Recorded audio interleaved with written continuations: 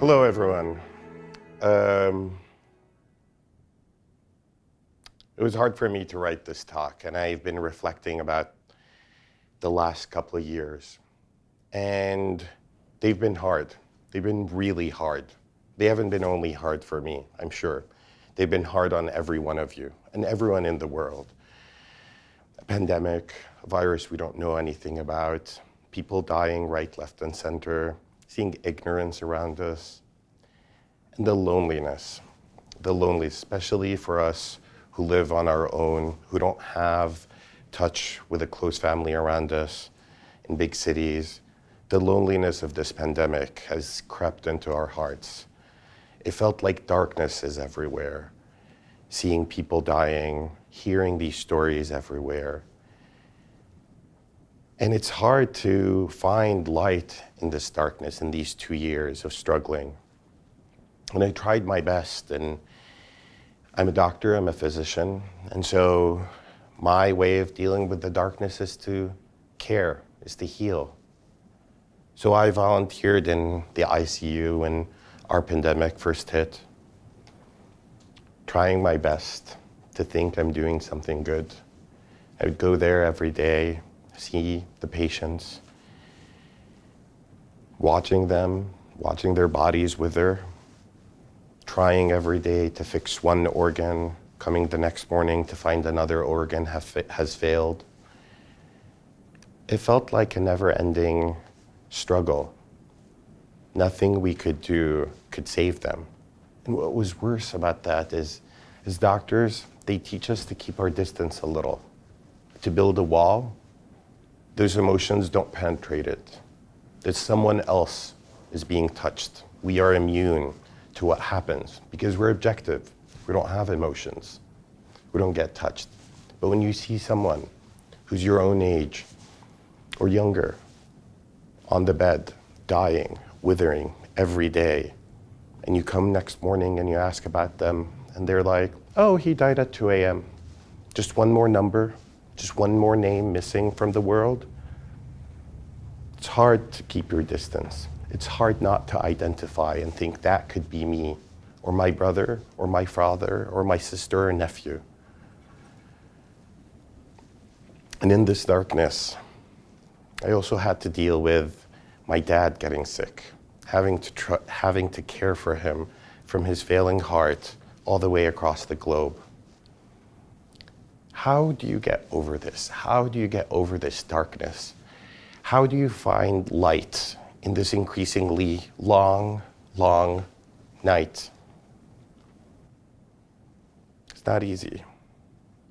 In this night, in this darkness, try to find light anywhere I can. And I turn to my work. I'm an orthopedic surgeon. And if you know any orthopedic surgeons, you would see that I look like them. I'm big, I'm tall, I have a loud voice. But the resemblance ends there. I'm very different. I'm gay, I'm an immigrant, I have a learning disability, I have a number of different things that differentiate me. And within that world, I couldn't find a home to myself. I couldn't find a group to call my peers. And so I went on and tried to start a group for LGBTQ orthopedists. A home for us. That was going to be my little light, my little ember in this darkness. And I found this amazing group of people who were like me, and we started meeting. That was the beginning of an inspiration. And I joined the Gay Lesbian Medical Association, and I started getting their emails, and it was at the end of one of their newsletters that it had a mention about this fellowship.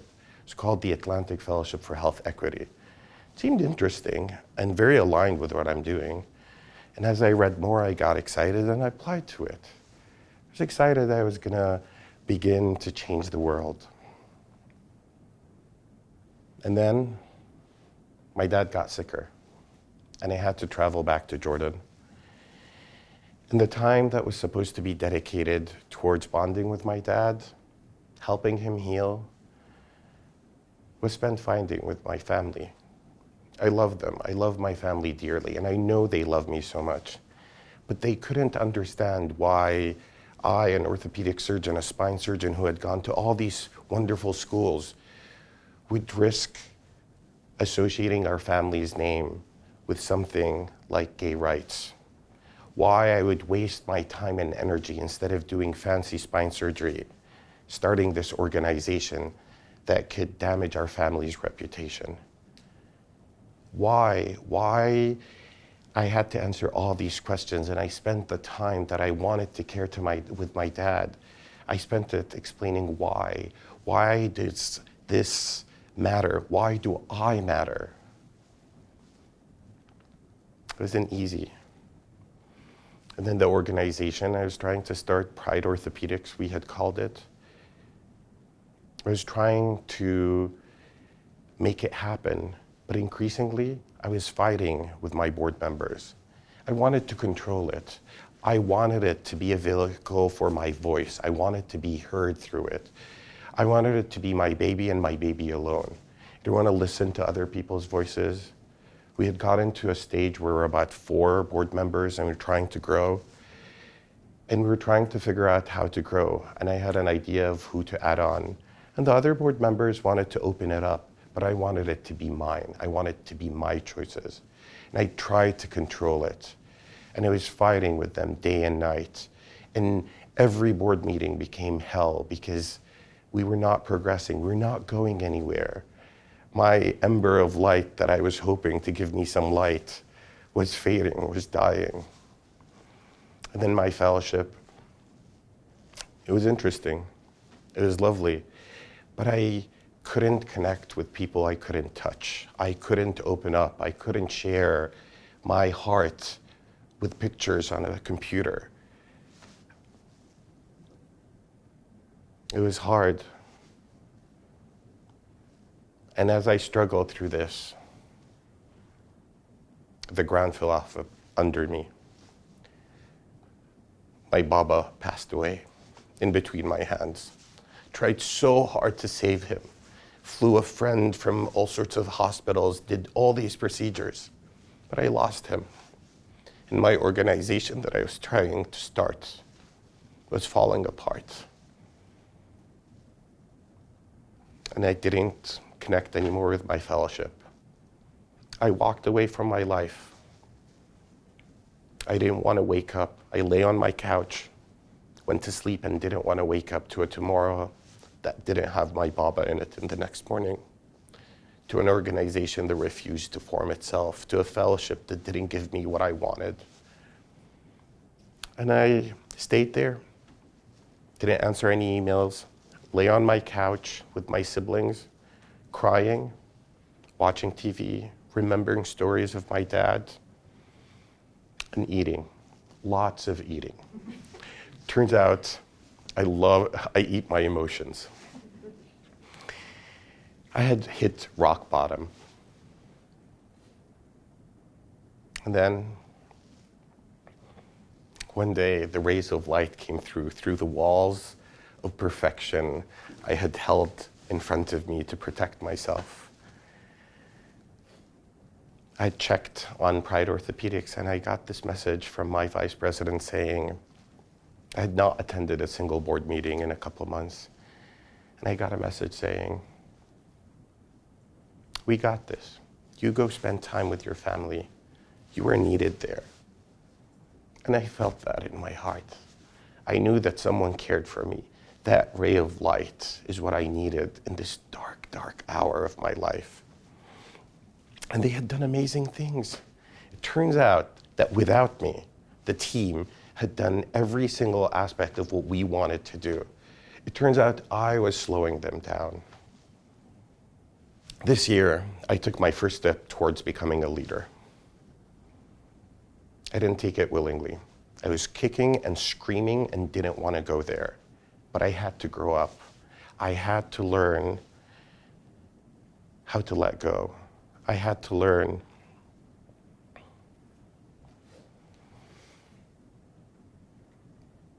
my role.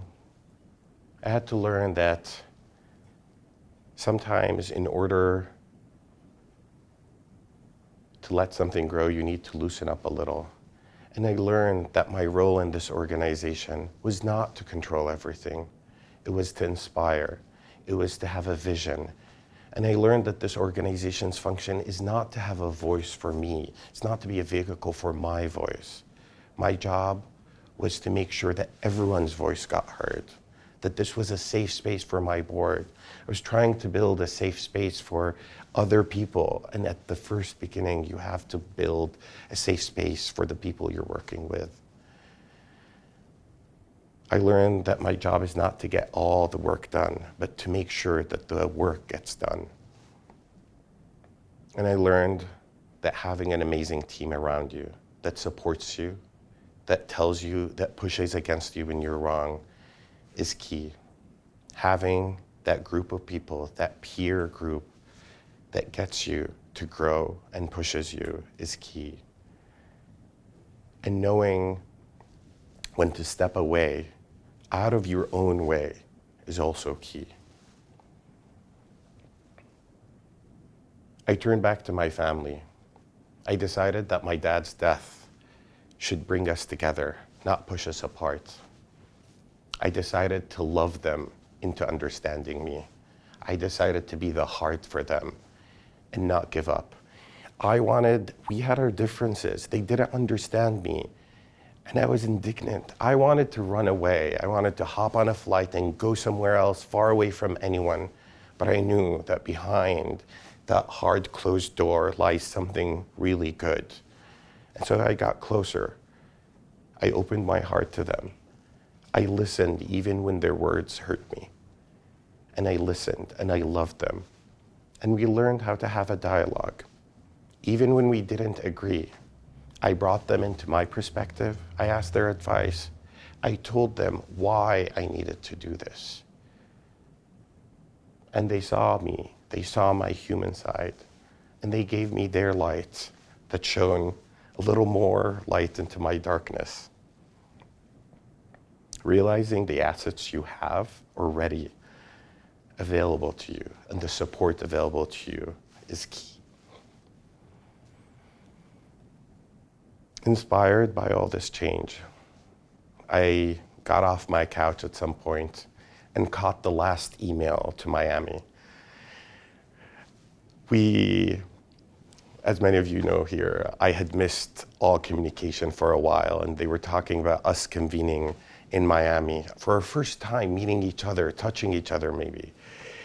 And I was hesitant. I was worried that my broken heart associate with all these summer flowers, with these amazing people out there? Could I handle the social interaction? Boy, was I wrong. I arrived there and they were so beautiful, rays of light from all over the world. They were working to make this dark world a better place, each of them in own little way and from so many different places. Health equity, physical education, advocacy, every one of them held a light in their heart. And they showed it to me, and they shone light into my heart. Having the right peers to lift you up, to push you, is key. After Miami, I felt very energized. My faith in the world returned again, and I returned home to New York, went back to my patients, and I started seeing my patients. About a month ago, I had this truly profound experience. One of my patients was there seeing me because of a spinal deformity.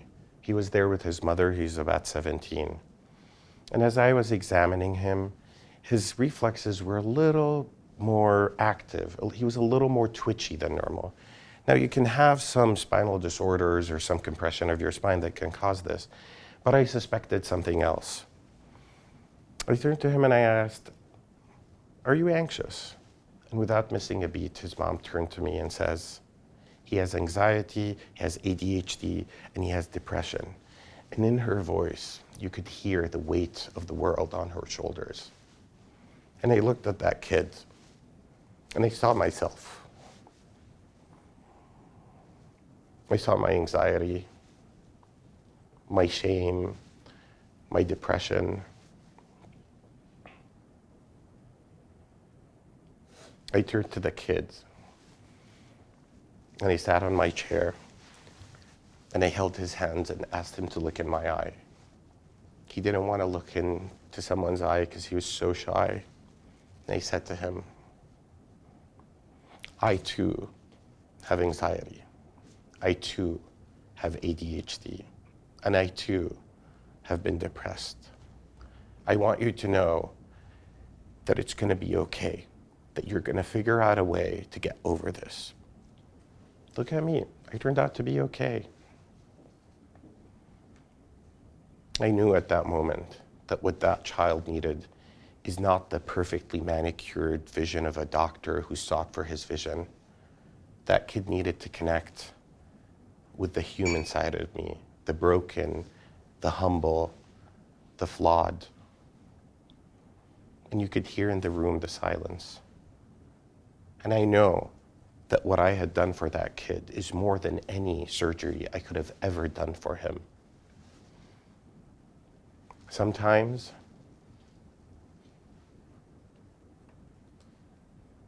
to move forward, you need to take off your mask, you need to lean in your empathy, and you need to lean into your challenges and be proud of them. I never told you how my dad passed away, the details. My dad got sicker and sicker, and he was in the ICU. And my uncle, he's the youngest brother of my dad. He's a surgeon, and he thought of my dad as his father as well, because of the age difference. And his dad had died earlier, at a young age. So we took turns. I would take the daytime shift and stay there until 11 p.m., and he would take the nighttime shift. That morning when he phoned me at 4 a.m., and he said to me, they started CPR. I woke up and I put on my clothes. I moved as a mind, no heart. I was being a doctor. There was no room to have emotions. Put on my suit, drove to the hospital. By the time I arrived, they had done 40 rounds of CPR. Now, for you who are not in medicine, know that we do 4, 5, 6, 10 rounds of CPR before we stop. And I watched them compressing my dad's increasingly fragile, broken body into another round of CPR as my uncle insisted, refusing to accept fate. I stood there watching them. I knew what had to be done. No one had the nerve to tell my uncle to stop the CPR. He's a senior surgeon, very highly decorated, and he could run the CPR himself. No one could contradict his opinion. I walked to him, opened my hands, and gave him a hug as he was doing CPR, pulled him off, and whispered in his ear, "He's gone. Let him go." And he resisted, and I held him there until he started crying. Then I turned to my dad, looked at his body, withered, suffering. I kissed him on the forehead and spoke, not with my own voice, but with my doctor voice. Closed his eyes and said, "Call time of death, 4:55.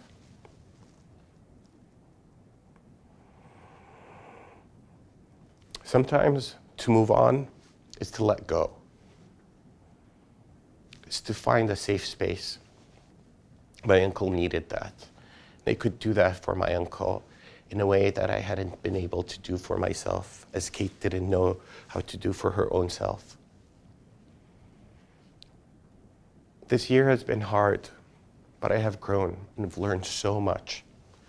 I've learned that you have to face your adversities and walk through them, walk through your pain, lean into your challenges.